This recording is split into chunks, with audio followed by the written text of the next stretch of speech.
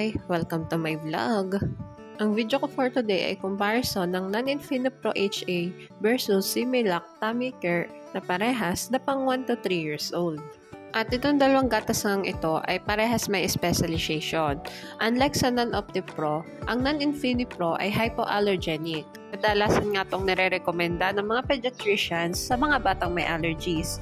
Samantalang, ang Similac Tummy Care naman, unlike ng ordinaryong Similac, ang Similac Tummy Care ay for dietary management for lactose intolerance. Kasi nga po pala ito ng isa sa mga viewer ko. Maraming salamat po sa tiwalang binibigay niyo sa akin para ma-review ang mga gatas na ito. Tulad nga ng dati ay magbabase ako sa nutrition facts at ang gagamitin kong measurement ay yung per 100 grams of powder. Okay, simulan na natin. Sa protein, fat, monosaturated fat, polysaturated fat, and arachidonic acid, lamang ang Similac. Samantalang lamang naman ang NAN sa energy, linoleic acid, linolenic acid, and DHA. Sa cholesterol, fiber, and fructooligosaccharides, lamang ang Similac. Samantalang lamang naman ang NAN sa carbohydrate, sugar, lactose, and 2-fucosylactose. Lamang ang Similac sa first category. Vitamin A, Vitamin D, Vitamin E, Vitamin K, Vitamin B1, and niacin, lamang ang Similac. Samantalang lamang naman ang NAN sa Vitamin C and Vitamin B2.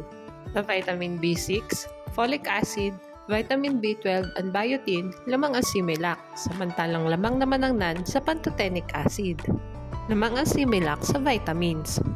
Potassium, chloride, calcium, phosphorus, and magnesium, lamang ang Similac. Samantalang lamang naman ang NAN sa sodium at iron.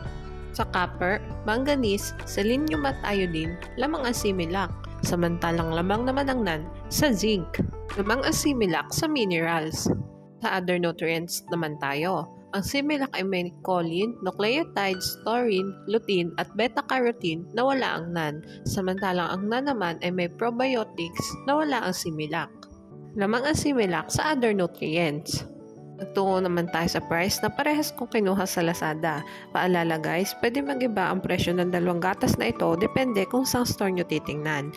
Bali guys, hindi nga ako nakakita ng magkasibigat nilang package. Kaya kinumpit ko na lang based dun sa bigat at sa presyo na nakita ko.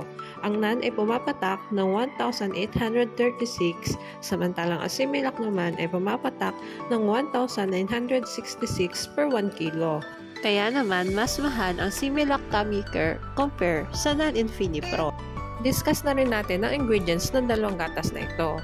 Ang Similac Tummy Care ay may maltodextrin na considered safe naman. Ito ay meron ding high oleic flour and hydrolyzed whey protein. Hindi rin sa isda galing ang source ng DHA nito, kundi sa microalgae. Ang allergen information nito ay sa milk and sa soybean. Samantalang ang non-HA naman, katulad ng Similac Tummy Care, ay partially hydrolyzed whey protein at high oleic flour din. At ang source ng DHA ay fish. At ang allergen information ay contains milk, including lactose and fish. At ito nga pala yung hydrolyzed whey. It's a type of whey protein that has been broken down into smaller amino acids chains or peptides through the process called hydrolysis. This process makes the protein easier for the body to digest and absorb, which can lead to a number of health benefits. Ito na nga ang summary ng vlog ko today. Sa first category, vitamins, minerals, and other nutrients, lamang ang Similac. Samantalang mas affordable naman ang NAN. Basta lagi nating tatandaan, pumili ng gatas na hiyang sa bata. Mahalagang paalala, breast milk is the best milk for babies.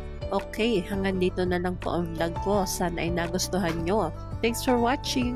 Please like and subscribe for more videos.